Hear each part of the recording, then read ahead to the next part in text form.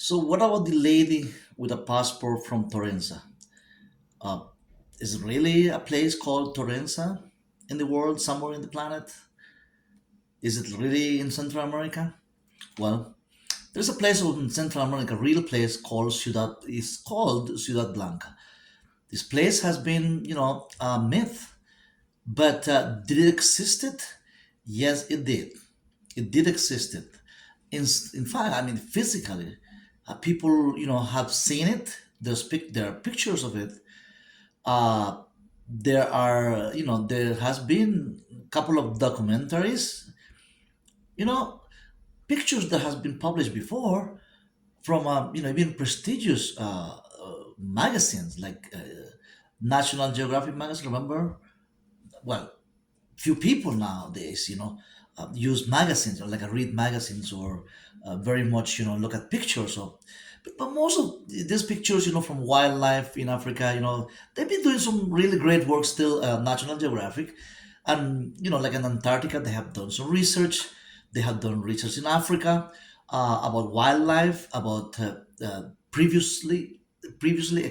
civilization that existed, before even uh, before time, even before Christ. I mean, they say that they have they have discovered archaeological sites, just like they have discovered in Peru, Machu Picchu. I mean, from the seven wonders of the world, this magazine has been involved in half of those discoveries, very much in the reporting, I would say. I'm not saying the research. The research, I mean, the discovering part, in which the word discovery, it is really you discovering something. I mean, if it's there, you're not really discovering, right? So Ciudad Blanca or Torenza, I mean, if there's a legend, there's a myth. I mean, there's something behind it, something that existed. So this lady that just had her passport taken, in JFK, over in JFK airport, and investigated and let go, apparently, according to credible sources. I mean, let go, and not let, literally let go, right? I mean, security is security, right? In these huge airports, especially now, right? 'Cause you have to pass custom, you have to do so many, I mean, was she able to do the fingerprinting? Come on, I mean, uh, if she had done the fingerprinting part of the processing, arriving to JFK, what about if she left from Japan? They said they don't really know where she left from. I mean, but there is a place called Ciudad Blanca in Central America, a real place, real deal, right?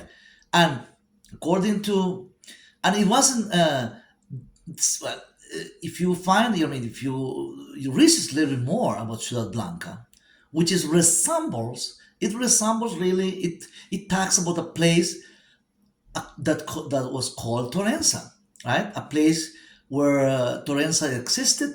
Really, if it existed, it just resembles what Ciudad Blanca today is. And when we say today, we don't mean that, well, suddenly there was a, discovered this, secret city in Central America, in the middle of the jungle, of course. This location, this real location, in the middle of jungle, Honduras, basically.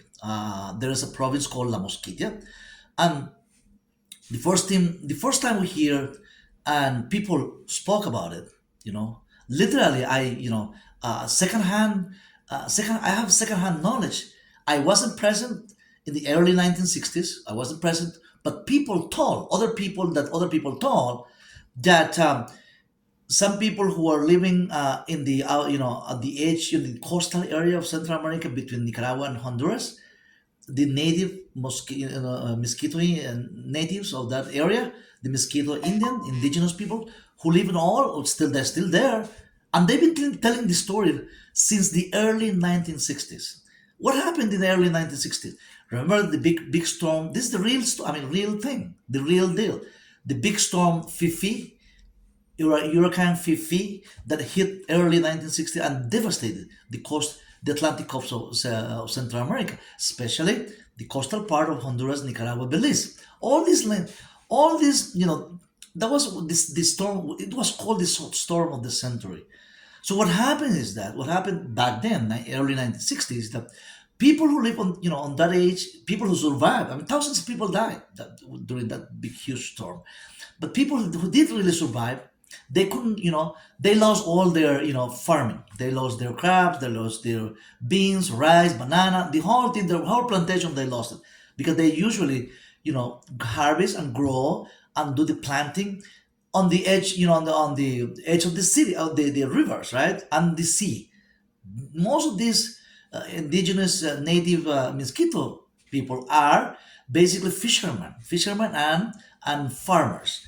So what happens there is what did happen really is that after this devastation that thousands of people died, they went to they start walking and migrating. They found themselves in an exodus to mainland, to higher ground, higher lands.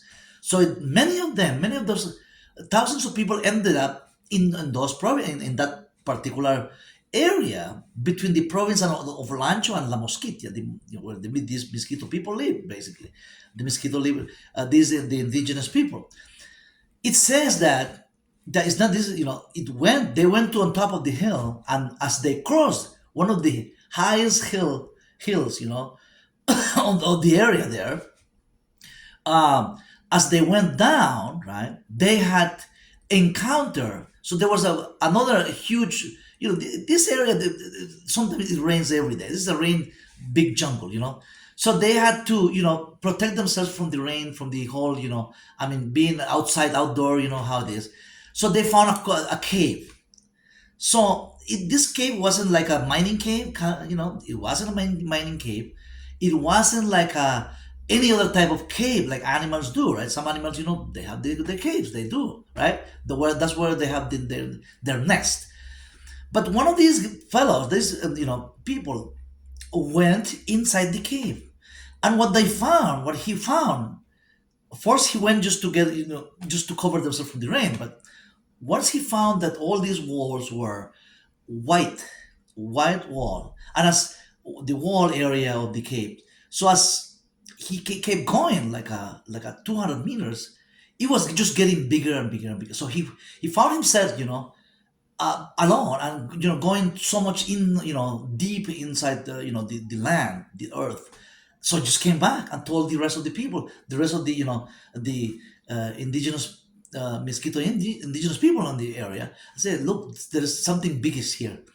So a huge group of people went in there. Actually, went in there, and well, now that they had to put like a fire to light it, because it's dark, of course. First, they were just with like a little flashlight, with a battery flashlight, which is very rare now. But then, uh, now that they have quite like a between 90 to 100 people group now, they had all this fire made with wood, like a lamp thing, and they went in. In there. What they have seen, what they saw, what other people haven't seen in long time in Central America, and what they have seen is like big wall that resembles like a huge building inside there, and that resemble, and then like a quarters, so like a having like a different rooms, sections. As they went farther in, there were different sections where like a living quarters, like people who have been there, and they just kept going and going and going inside, like a 300, 400 feet, going, like in 45-degree angle. They were still, because this is top of the hill. Remember, this is a huge hill, so it's in the very much down the hill. So once they kept going and going, what they saw, they came, they just got so scared, because there was no ending inside. There was no exit. I mean, the only exit was the place where they came in. So before feeling that they were getting lost, right? They had to stop and say, well, this thing is, really a real serious situation. But suddenly they say that's not a real account. They saw tall men and women, like a more than between 7 to 8 foot tall. Of course, they didn't measure, but these people were giants in there, When they saw these giants in that cave, right? They started just running outside, running, as much as possible. The good thing, thank God, they said nobody died, right? Nobody, but some of these people were hurt because they had to fall, got up again. They were so scared. I mean, they had to run as fast as they could for their lives. That's the account. So when they came out, they told the story that everything was white inside that cave, a hidden city underneath that hill, that huge hill. This is the province of uh, Mosquitia, nearby Olancho province in Honduras. And what happened, which is located, if you see the map here, it's right in there, located the location right here. So this place was called Ciudad Blanca, White City, which is translated to White City. After that, everything just quiet down. Nobody bothered to go there because the story just spread. There's even another mythical person named Niki. That's the man from the pine trees, because they in the surrounding area nearby there's so there this the forest is made by trees out of the jungle, of course, next to the jungle, right? More if you come more eastern toward the sea land, to the Atlantic, to the coast area, is full of pine trees. So Niki was a very well known very well known mythical figure that said that he was always walking through that street. I mean, he was a tall guy. So they had related Niki, which was this tall guy from the pine trees, from to that those people that saw on that particular white city, or Ciudad Blanca, that I'm mentioning here. They were told to. So it's the same, like a description. Same people describing two different locations, and same people, same stature of those people who they said they saw. That's what they said. They saw what they saw, and that's what they saw. People 7 foot tall, and white city, white inside the cave. I mean, inside, way inside the cave. All covered by jungle. By of course, trees. I mean, the huge trees, and almost no access. They left the place, and they were asked later on from investigators. You know how anthropologists, they want to know if it's really true. They couldn't. I mean, they couldn't tell exact location because they didn't want to go. I mean, they were looking. The anthropologist was asking these people, please tell me where. Please take me to the place. But what they saw, they were so scared to what they saw. I mean, there were strange people, like over the 7 foot tall. I mean, inside a cave. So they were very scared to go back. So they would never went back. And what happened after that is just the legend and the myth of what happened, until 2012 came, right? Just what is it, 2025 now? Just 13 years ago, 2025 came, and State University of Arizona, for a while, they said they wanted to do some research about, because they have done some research, and they thought that there was something in there. There was something in that area, that particular area, which is the same place where Ciudad Blanca is. And guess what? They had team up, with some people, local people in Central America. They went and they found it. Then National Geographic's, the magazine, this prestigious magazine, came along. They went and they found it was huge. I mean, they have found different, cooking utensils from thousands of years ago. I mean, think about that. Torenza, Torenza, another city where this lady, the lady that just came, to JFK, and with the valid passport, everything valid, biometric, everything. See here, same situation. The description of the city that has been mentioned here in this particular story with this lady, a real story, real life. It's been, similar to what everything that has been said about Ciudad Blanca in Central America. In what way? That is a forbidden, that is an underneath city, a city that existed before. Physically, people can come and see in Central America, go and see, right? That existed before. There were evidences, utensils, cooking utensils, and other pieces, anthropological pieces that I have tested. We're talking about two different prestigious university, the Colorado State University, which was the latest one to come to Central America, and the state Arizona State University that have done the research and found what they found. That they have found what they found. So this place, country name Torenza, is not just a myth.